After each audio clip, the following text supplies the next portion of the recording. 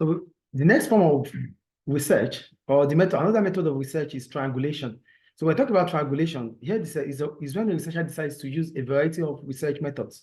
That means you try to use different form of research methods, both qualitative and quantitative, to base your research or your topic upon. So that means you are using different kind of methods for research. That is what triangulation is about. So this is when the researcher decides to use a variety, like I said. So when you use triangulation, most of the time, researchers use triangulation because they need to get validity and reliability about the research or about the topic.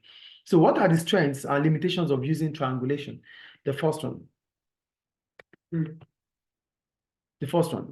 It allows the researcher to support quantitative data with qualitative examples. So when we're talking about quantitative data, we're talking about variables that are measurable. That is quantitative. And when we talk about qualitative data, we're talking about variables that are descriptive, like feelings, like color of something.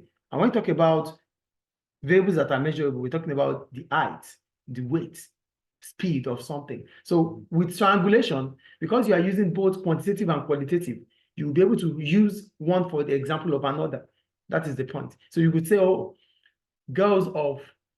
every girls for 6 years are this tall, or every boys of this age are of this way, or are of this attitude. So that is what triangulation brings about. So you can use qualitative or quantitative data using quantitative data to help qualitative examples. That is the first point. The second point, it can be used to check the validity of the research. When you talk about the validity of the research, we're talking about checking for the accuracy of the research. So with triangulation, you will be able to know if the research is accurate or not. And how do you get to know about how accurate the research is? That is why validity comes to a place. Because if the research is valid, it means it is accurate. So accuracy comes as a result of validity.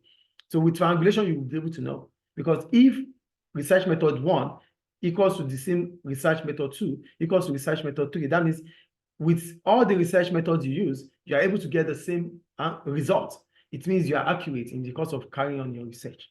That is the second point.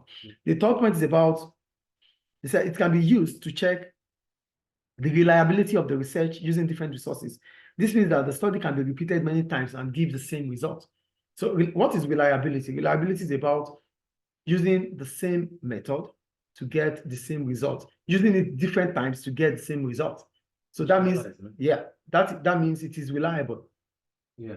Do you understand? So with triangulation, you'll be able to know if the research is valid or reliable. Validity comes about accuracy. Reliability comes about repeated events that gives the same result. Yeah. I think it's clear. Yes. Then the fourth point, it can be used for cross-referencing the researcher's interpretation to other data collected. This means it can signify that the same concept is from two different points of view. That is what cross-referencing means.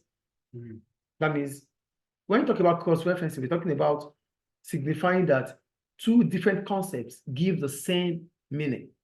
That is cross-referencing. Is it clear? Yeah. Please understand cross-referencing here. We're talking about. Naam. So that's what cross-referencing means. That it signifies that the same concept gives the same result from different point of views. Do you get the point? We have the same concept, we have the same topic, but from different point of views, they are going to give the same results. It's like assessment or something like that. The ones that we talked about, the two words we talked about in the first, like validity and the beginning of the sociology. It's thesis or something like that. No. What's it called?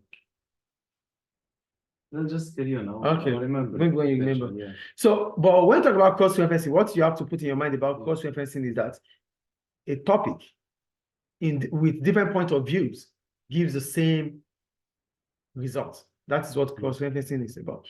Then the last advantage about triangulation is that it can provide balance between methods. So when you talk about providing balance between methods, some methods are weak, but they give results. Other methods are strong, and they give results. So if both are giving the same result, but one is weak, but you would say, okay, yes, it's weak, but it gives the same result as the strong one. So what do you mean by weak or strong? Like it has more problem than the other. More limitation. Yeah, it has more limitation than the other. So you like, oh, there's a lot of things that this one occur. This one happens with, but this one is stronger. No, you would see it. Whatever we do in life, you would know the strong point and the weak point. Yes, no. Yes. But in as much as they give the same result, you were like, okay, it's weak, but it gives the same result as that. Yes. Just like when you compare two students, one is weak in studying, but he does well. And the other is strong. He has the strength to study, but they get the same result. So he's weak in studying, but gives the same result. So that is his weakness. But for the fact that he gives the same result, then it should be accepted. Yeah. That is what triangulation will bring about. Yes. You know, sometimes because the outcome is weak, you might not see it as valid. Like he's weak, it might not be accurate. That's why you do triangulation. But with triangulation, giving the same result as the weak one, then you would say, yeah, it is weak, but gives accurate results. It is weak, but it is valid. So you have to prove it by triangulation. With triangulation, you can prove that. That is the point here. Is it clear? So what are the problems about?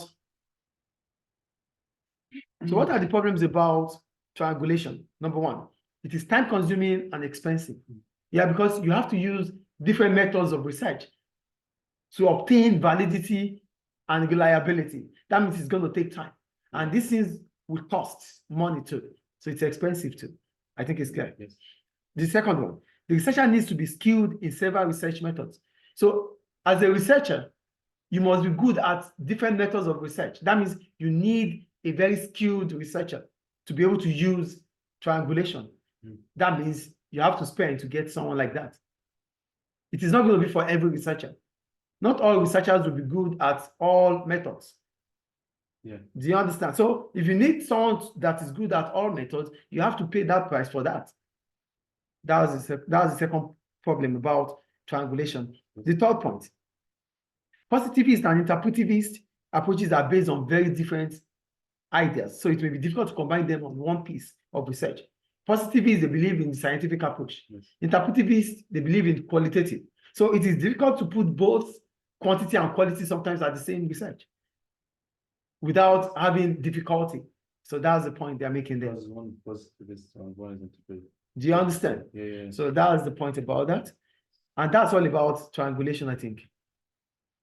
Yeah, that's all about triangulation.